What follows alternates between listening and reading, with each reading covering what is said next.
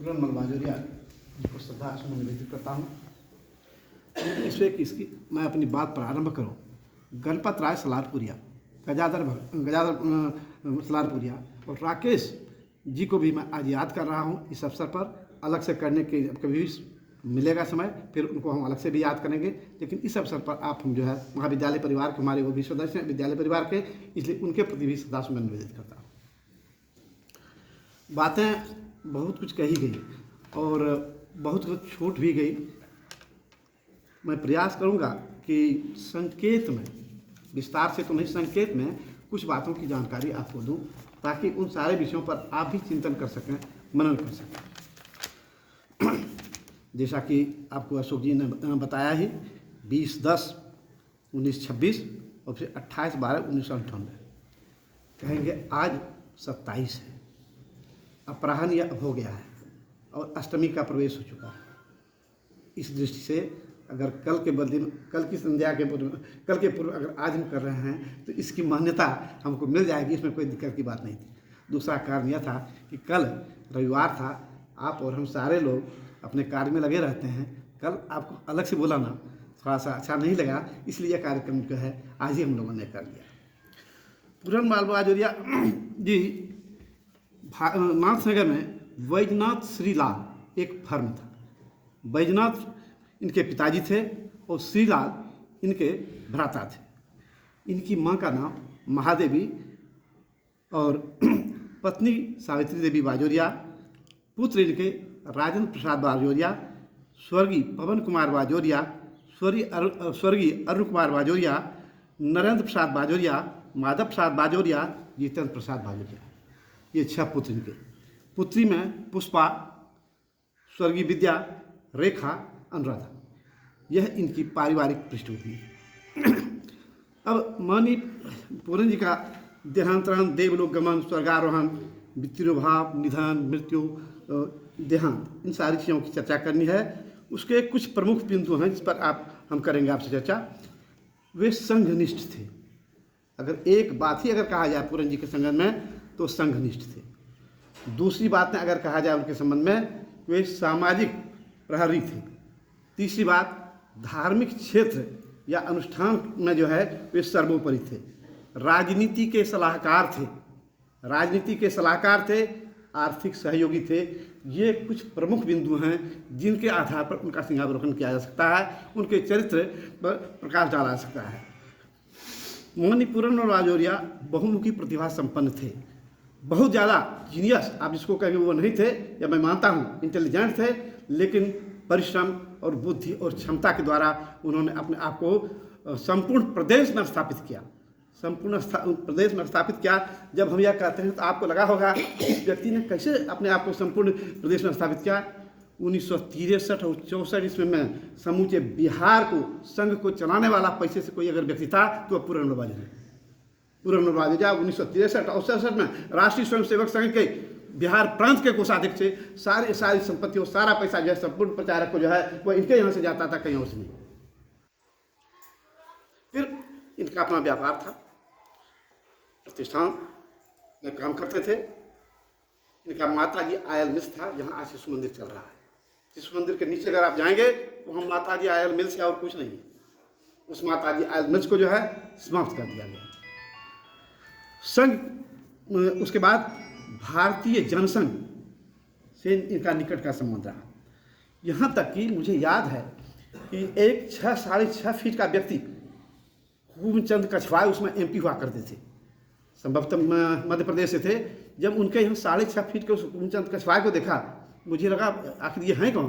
पूरन जी ने बताया कि देखो ये MP हैं और ये इनका नाम हुकुमचंद कछवाए है। तो भारतीय राजनीति पर इनकी पकड़ थी।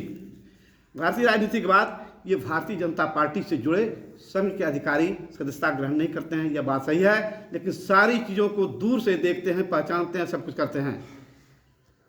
विधानसभा का चुनाव था, अमरपुर क्षेत्र, जिसमें भजनारायण दास खड़े थे। भजनारायण दास ने आकर के पूरन जी से कहा, पूरन जी मेरे पास इलेक्शन लड़ने के लिए कोई पैसा नहीं है। कहा बैठो भजनारायण, और उन्होंने अलमारी खोली और उस समय 10,000 वाले करके जो है उनको दे दिया कि जाओ इलेक्शन लड़ो। अब उन्होंने शिशु मंदिर की स्थापना की। आज हम माता जी सावित्री जी को धन्यवाद देते हैं कि उनका व्यवहार आज तक मुझे उस प्रकार की कोई महिला अभी तक तो दिखाई नहीं पड़ी है। आगे दिखाई पड़ेंगे कि नहीं हम नहीं कह सकते हैं। उनका स्वभाव, उनका पुत्रवत व्यवहार, सारी बातें, जरा सा भी कहीं किसी शिकन नहीं। शिशु मंदिर को देना है दे दीजिए, और यह शिशु मंदिर बन गया माता जी की कृपा से। उनको मैंने कभी गुस्साते हुए देखा ही नहीं था। उनके चेहरे पर कभी जो है मुस्कान को छोड़ करके कुछ था ही नहीं था। विद्या मंदिर की स्थापना कैसे हुई, यह स्पष्ट है कि 2014 में आकर इसकी स्थापना हुई, और पूरन जी ने इसके लिए अथक परिश्रम किया। यहाँ से लेकर के कलकत्ता तक गए, आत्माराम से लेकर के सारे लोगों से लेकर के जो है इसकी स्थापना की गई। विद्या मंदिर का इतिहास वो अलग परिच्छेद है, उसमें अलग ढंग से फिर आप करेंगे। आनंद राम जहाँ की सूर्य शाखा लगती थी, आनंद राम की नींव अगर किसी ने डाली है तो पूरन बाजोरिया, और इन्होंने ही जो है बाद में जाकर के जो है अपने जैन साहब को जो है वो लाया और उनको सामने खड़ा किया। और इसी विद्या मंदिर के लोग जाकर के आनंद राम ढांढाने की स्थापना किए थे। मुझे आज भी याद है कि मनीष कुमार ने जाकर के वहाँ एक अंग्रेज का रोल किया था। बाद में लोगों ने कहा कि यह कौन है, कहा मधुसूदन जी का बेटा है, कहा तब तो वह अंग्रेज बन गया। इस प्रकार का कार्यक्रम इस विद्यालय ने किया और आनंद राम ने किया। धर्म क्षेत्र में धर्म स्थल ये ठाकुरवाड़ी है, बड़ी ठाकुरवाड़ी, ये नरसिंह मंदिर है, या जितने सारे मंदिर हैं, इन सभी क्षेत्रों में जाकर के जो है अपनी उपस्थिति देना, क्या कमी है नहीं है वो साफ करना, नरसिंह मंदिर के लिए केस लड़ना, ये सारी बातें उन्होंने की। राम मंदिर की जब बात आई, जब शिला पूजन की बात आई, तो शिला पूजन को लेकर के हम लोग यहाँ से चले, और परबत्ती तक जाते जाते हम लोगों के सामने एक व्यक्ति थे। उन पर हम लोगों को विश्वास था, लेकिन उनको सही जानकारी मिली नहीं और हम लोग आगे बढ़ते चले गए।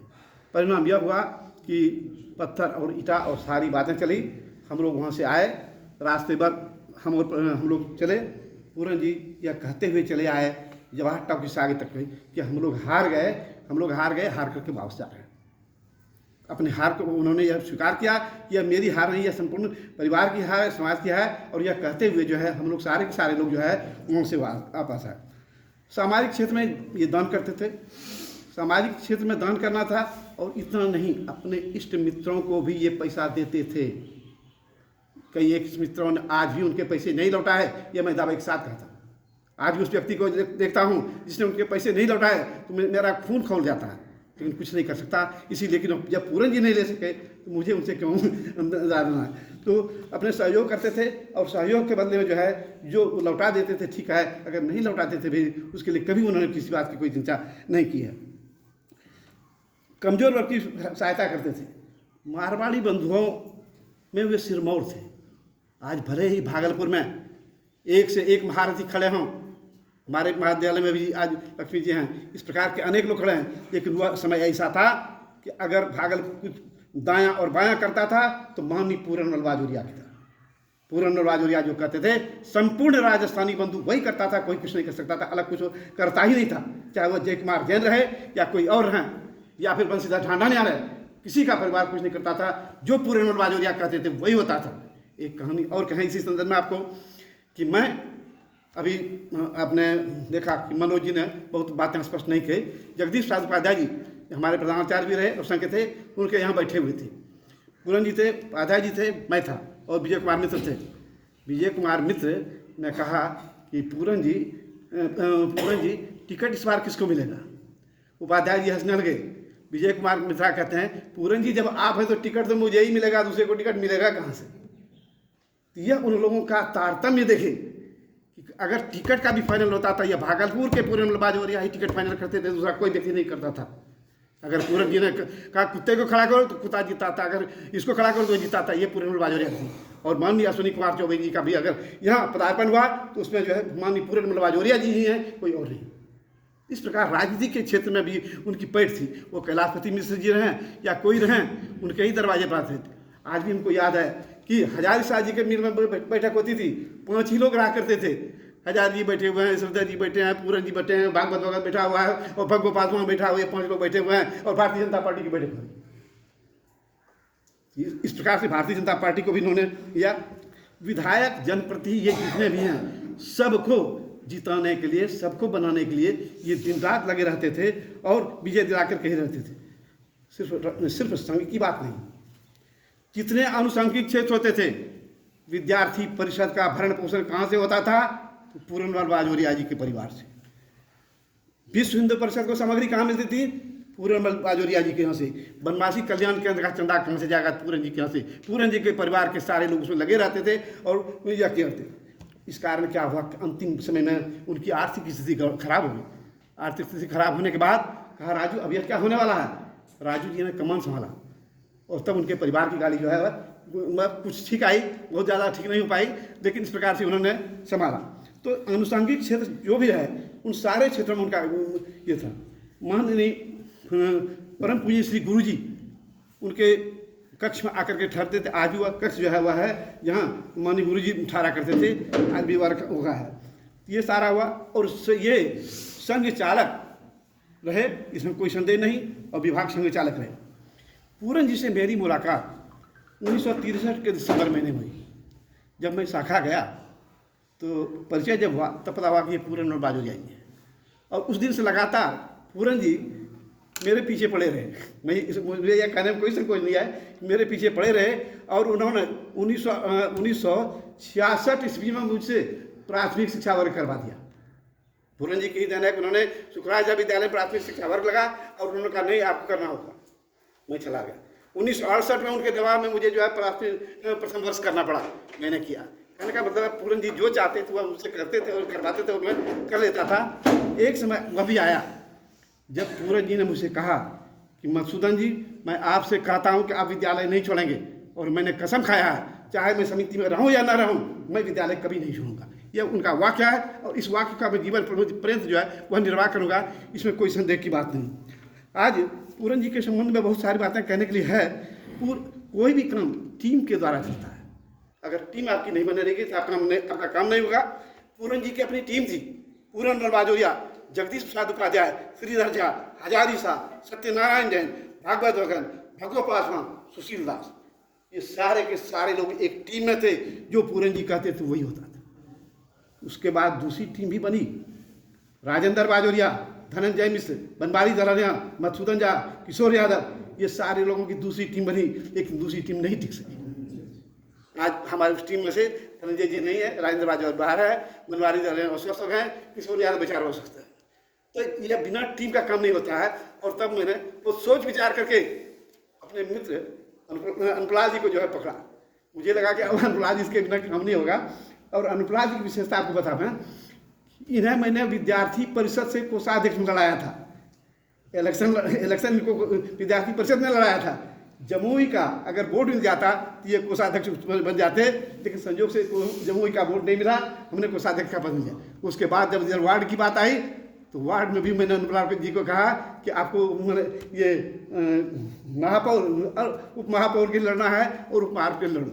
तो मुझे लगा कि अब मुझे भी अगर चलना है तो 2-4-5 आदमी की खोज करनी होगी, इसके अलावा नहीं संभव है। तो अब अनुपलाल जी मेरे साथ हैं, जब भी जहाँ कहते हैं वो हमारे साथ चलते हैं। जन्म और मृत्यु, जन्म और मृत्यु यह तो शाश्वत है। यह जन्म और मृत्यु यह तो शाश्वत है, यह इससे कोई बचने वाला नहीं है। लेकिन उन्होंने व्यक्ति का निर्माण किया।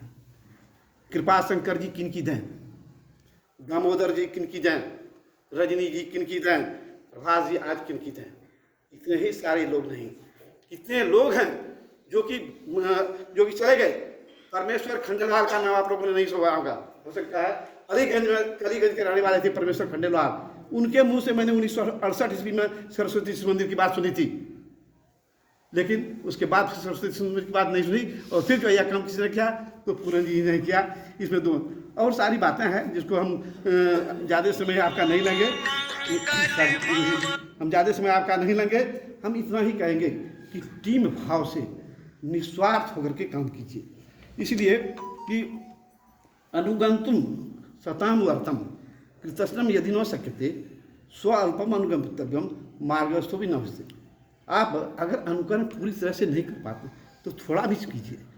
उस रास्ते पर चलने वाले को कभी भी कठिनाई नहीं होती है और कठिनाई से वो परे रहते हैं।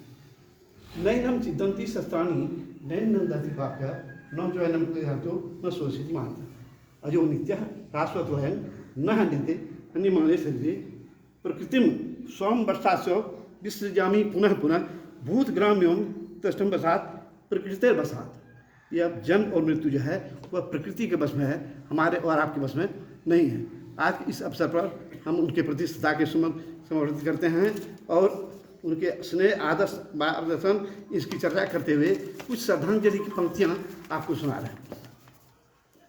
चले गए दूर, चले गए दूर, बहुत दूर, बहुत बहुत दूर, लौट फिर नहीं आएंगे। चले गए दूर, बहुत दूर, बहुत दूर, लौट फिर नहीं आएंगे। श्रद्धा अवनत हैं सूर्यजन, श्रद्धा अवनत हैं सूर्यजन। याद आती निरंतर आपकी, याद आती निरंतर आपकी, याद आती निरंतर आपकी, विह्वल हो जाता तनमन। याद आती निरंतर आपकी, विह्वल हो जाता तनमन। शोकाकुल है स्वजन परिजन, शोकाकुल है स्वजन परिजन। श्रद्धा सुमन समर्पित आपको, श्रद्धा सुमन समर्पित आपको, श्रद्धांजलि समर्पित आपको, सतसत नमन, सतसत नमन, सतसत नमन आपको। दी सीख अनुशासन की आपने, दी सीख अनुशासन की आपने, मंत्र दिया परिश्रम संघर्ष का। दी सीख अनुशासन की आपने, मंत्र दिया परिश्रम संघर्ष का। पाठ पढ़ाया मानवता की सेवा का, पाठ पढ़ाया मानवता की सेवा का। संदेश दिया संस्कृति अध्यात्म। समरसता के दुर्गम राह चल, समरसता के दुर्गम राह चल, जीने का दिखाया मार्ग सहज। समरसता की दुर्गम राह चल, जीने का दिखाया मार्ग राह चल। शपथ लेते हैं परिनिर्वाण दिवस पर, शपथ लेते हैं परिनिर्वाण दिवस पर, कृत संकल्पित हैं पुण्यतिथि पर। शपथ लेते हैं परिनिर्वाण दिवस पर, कृत संकल्पित हैं पुण्यतिथि पर। लक्ष्य पूरा करेंगे आपके, लक्ष्य पूरा करेंगे आपके। दीजिए आशीष ब्रह्मांड से, दीजिए आशीष ब्रह्मांड।